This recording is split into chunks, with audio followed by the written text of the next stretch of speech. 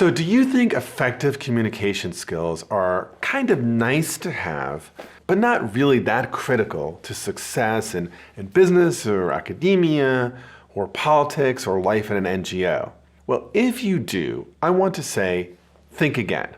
Yeah, it is true. Most of us know at least some successful people who also have very low interpersonal skills. But I just want to say that almost all the time, even those successful people are somewhat stymied in their success because of low communication skills. And so today, I'm going to share with you 3 reasons why strong communication skills matter for professional and personal success. I'm also going to share with you a few easy tips on how you can improve your own communication skills. So first, a common mistake people think is that it's really important to get the right answer to a problem. Now, I want to be clear. I'm not about getting the wrong answer. But the truth of the matter is that it's not just about getting the right answer to a problem.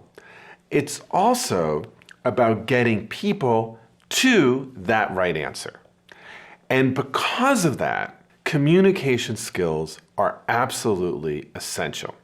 You know, my mentor was the late Roger Fisher. Roger Fisher founded the program on negotiation at Harvard Law School.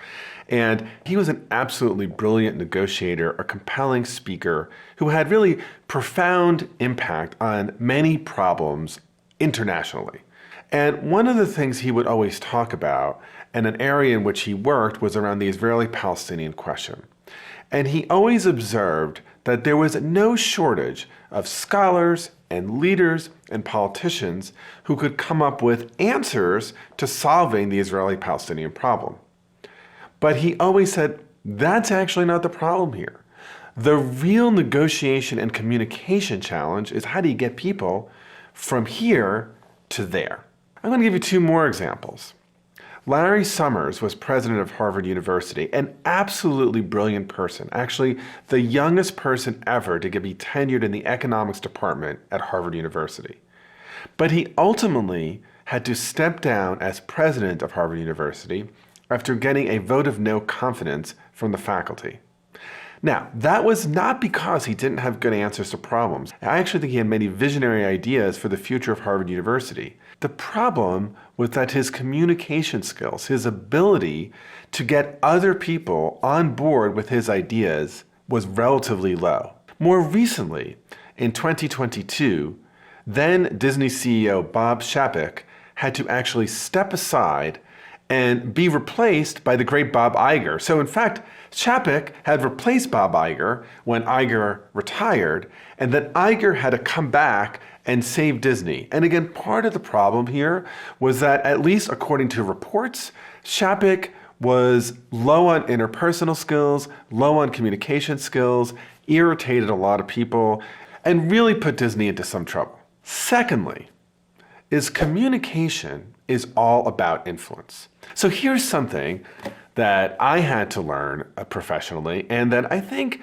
many people who are hard workers, who get good grades in school, who want successful careers also have to learn. Because when you're in school and you're taking tests, right, a lot of your outcome depends on what you do. But at some point professionally, as your career grows, you learn that you actually can't do or control everything. That means you need a team of other people to help you. And as soon as you need another team of people to help you, it means you have to have a set of skills to influence them, to get them to help you, to motivate you.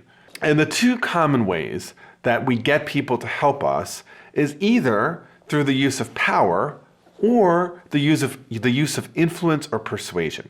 The problem is when we use power, people usually feel put upon, discouraged, oppressed, and resentful. But if you have good communication skills of influence and persuasion, they actually feel motivated, inspired, included. They want to be part of something bigger. And so the more you can hone those skills, the more you can create a community of colleagues who want to help you, who want to build a vision, and who make you more successful. And this really relates to the third important reason why communication skills matter, and that's because good communication skills actually influence substantive outcomes. If you talk to most leaders, right, whether they're in the military or in business or in government, right, they will say that part of the way that they were able to succeed is that they were able to communicate effectively with their teams. I'm going to give you an example on a more individualistic level. If you think about like medical doctors, right? Medical doctors need to have substantive knowledge. They need to know how to diagnose someone, what medicine to prescribe, what the care should be. But their communication skills also really matter because a doctor can have all the right answers. But if the doctor doesn't have the good communication skills to actually influence the patient to do the things that the doctor is suggesting, the patient won't do as well. And if the patient doesn't do as well, the outcomes are less good. And so you literally then could look across a trajectory of two doctors, both of whom have the same medical expertise, both of whom are equally competent and knowledgeable. One has good communication skills, one does not. The one with the good communication skills is more likely to just get better actual outcomes. So with all of this in mind, let me give you a few tips for improving your own communication skills. First is really around mindset, and it's committing to see communication skills as something that you can improve on and something that is absolutely central to success. It is not a nice-to-have soft skill. And the reason why this personal commitment is so important is because we know from research that when people believe something, they act on it. And so it's one thing to have me telling you this across the screen here on YouTube. It's another thing for you to actually feel it in your bones. Related to this ability to improve, we know that the more effort you put into something, the better you'll be at it, right? Even if you're not as charismatic as the most charismatic person you know, if you're at point 1 now, you can at least get to point 2. And so this relates to the second piece of advice, which is that once you make that commitment, read broadly on how to improve your communication skills. Consider taking a class on influence and communication. And I offer these classes through the Cambridge Negotiation Institute, but there are all sorts of other ways you can do it.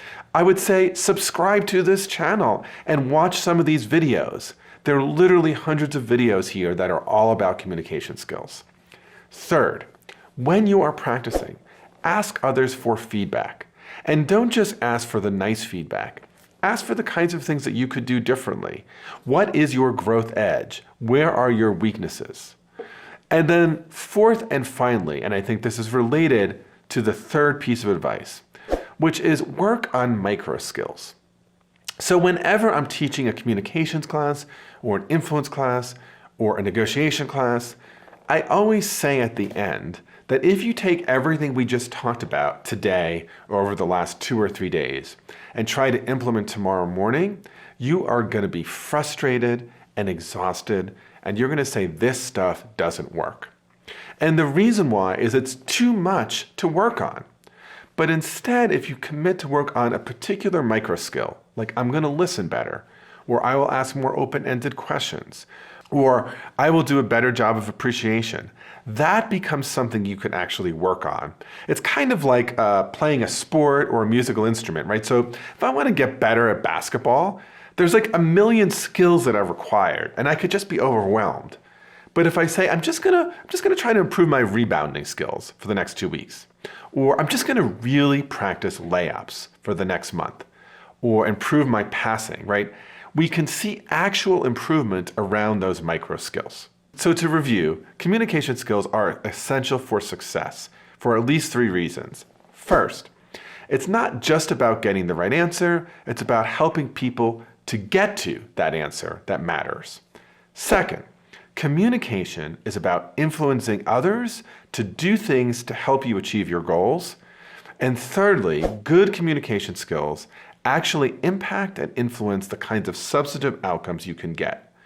To that end, 4 tips on how you can improve. First, make a commitment to actually work on your communication skills. 2, do broad reading, take a class, watch more videos on this channel. 3, ask mentors and colleagues for feedback. And 4, work on micro skills. If you've learned from this, watch this next video on why silence is powerful when negotiating a deal. And it would mean a lot to me if you would subscribe to this channel, ring the bell, and like this video. Thanks so much. Okay, click, click, click. Okay, you know you want to keep on improving your communication skills. Keep watching.